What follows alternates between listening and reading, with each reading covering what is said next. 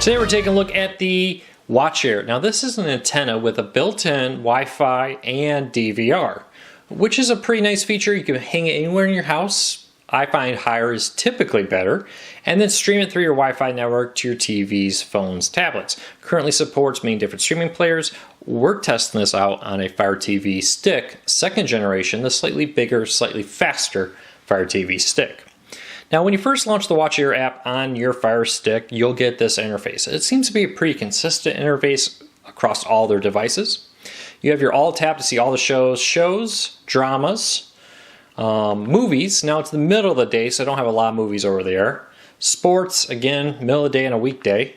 And then kids and news as different categories to sort, which is kind of nice. We'll take a look at the recordings when we talk about the DVR. Let's jump in here real quick. Now you get a row of what's currently on, stuff that will be available soon, and what's available tonight, which is a nice feature to say, hey, what am I going to be watching tonight? Let's quickly jump into Me TV, and I'll show you some of the other features. Now it's kind of nice. You got a pop-up that'll show you the name of the show, what channel, and from when to when it's on. If you hit the mini button, you can jump into record it, or take a look at the program guide.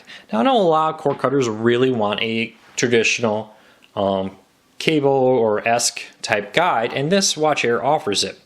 Now right here, as you can see, you are able to check out everything that is coming up through, look forward in the day. It doesn't go that far forward, but it does give you an idea of what's coming up immediately surrounding what you're watching. So it's a nice little feature that they have it. Let's jump into the recordings and take a look at the DVR real quick.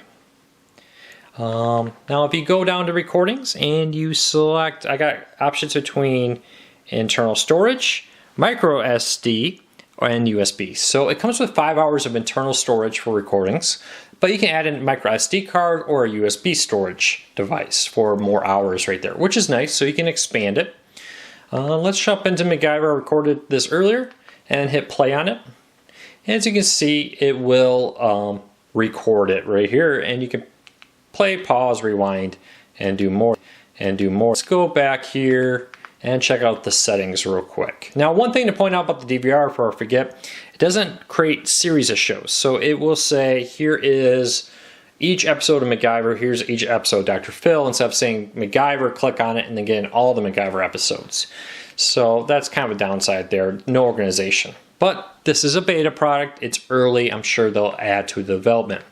You can control the TV, the quality, I have it set to better, but you can set it to good and it still claims to be HD and low. Now the lower you go on the quality, the more hours you'll be able to record, which is pretty nice. There is an account here. You create an account, password, username. You sign into it one time, but that allows you to access it easily through phones, tablets, and different devices. About it. Nice, beautiful interface.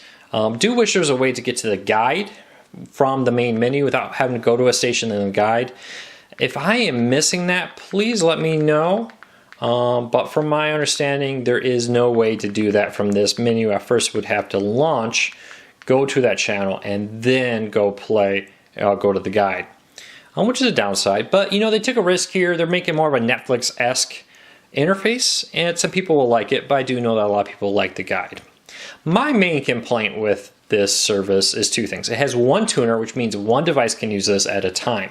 So you can't have it watching on one and then go watch on another. There's also no play or pause.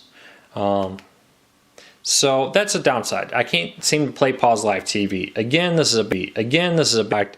I'm sure it would do it. At first I thought that was because I was recording a show. By my testing, even when I'm not recording a show, I'm unable to watch one. And play pause it live. Only for recordings can I do that. So as you see, I'm hitting play pause, nothing seems to be happening. So overall, it's a nice device. I love the concept of an all-in-one antenna, Wi-Fi, everything in one device. I know I'm gonna get this question, so let me address it. Putting it in your attic. Higher is typically better. Often people like to put antennas in their attic, but that means somehow they have to get the cord from the attic to the house. Sadly, when I asked WatchAir about this, they said they don't recommend that because it's often too hot or too cold in your attic for the device. Probably heat being one of the main issues with it. Oh, second floor window, wherever. I just have this sitting in a window, got really good reception. The NBC feed is often one I struggle with, and the WatchAir was able to easily pick that up. Setup was super simple, straightforward, nice graphical interface. The downside though is one device can be using it at a time, and no play pause on live TV. Something with a DVR you would expect. So overall though, it is nice. If you'd like to learn more about it, I have a link to it on Amazon in the show notes. Hopefully that will help address a lot of the questions. If you have one that I haven't answered, leave it in the comments. I'll do my best to answer them. And as always, please subscribe. It really does help us to hit the thumbs up. It helps us spread the word of cord cutting. And if you'd like to learn more tips, reviews, and how-to guides, subscribe to our channel and check out cordcuttersnews.com.